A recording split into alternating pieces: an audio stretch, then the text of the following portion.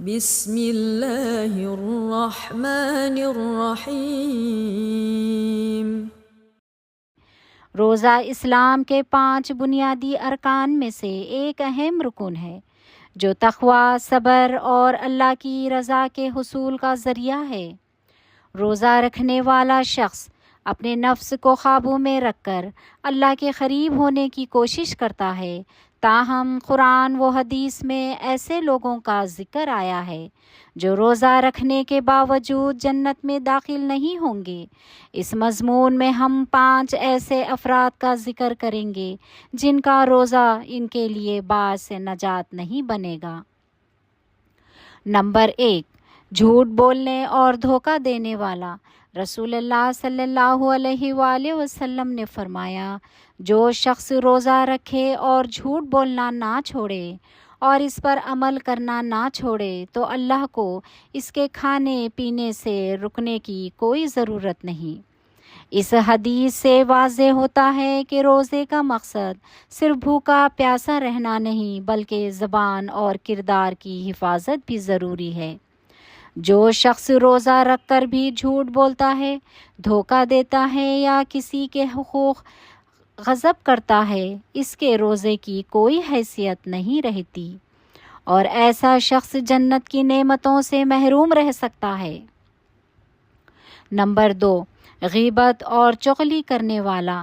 رسول اکرم صلی اللہ علیہ وآلہ وسلم نے فرمایا، بہت سے روزے دار ایسے ہیں جنہیں ان کے روزے سے سوائے بھوک اور پیاس کے کچھ حاصل نہیں ہونا۔ جو شخص روزے کی حالت میں دوسروں کی برائی کرتا ہے، چغلی کرتا ہے یا ناپسندیدہ باتیں کرتا ہے، وہ اپنے روزے کے اجر کو ضائع کر دیتا ہے۔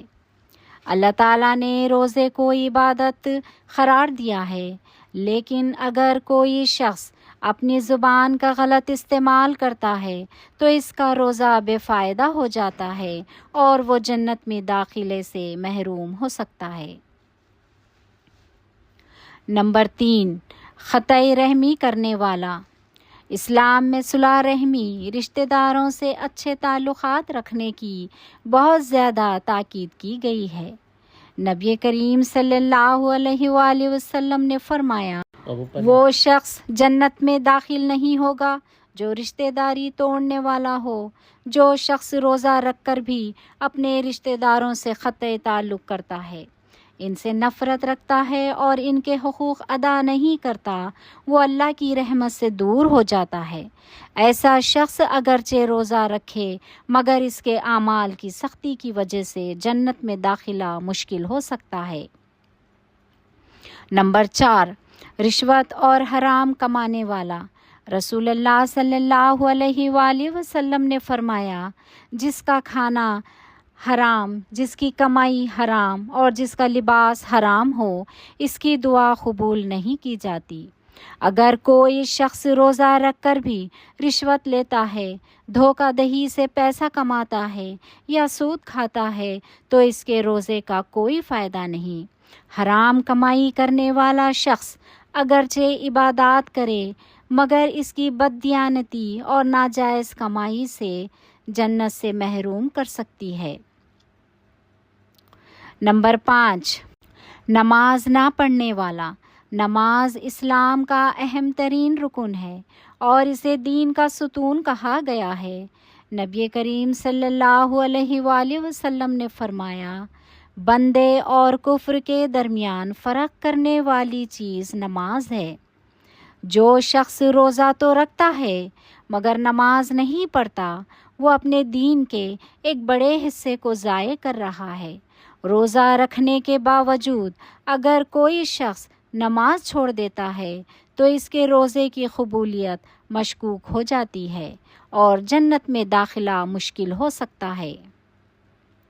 نتیجہ، روزہ ایک عظیم عبادت ہے مگر اس کے ساتھ ساتھ انسان کے اعمال اور کردار بھی اہم ہیں۔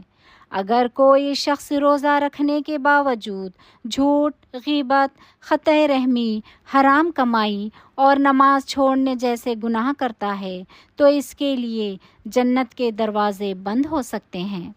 لہٰذا ہمیں چاہیے کہ ہم صرف روزہ رکھنے پر اکتفا نہ کریں بلکہ اپنے کردار کو بھی درست کریں تاکہ اللہ کی رضا اور جنت کی نعمتیں حاصل کر سکیں۔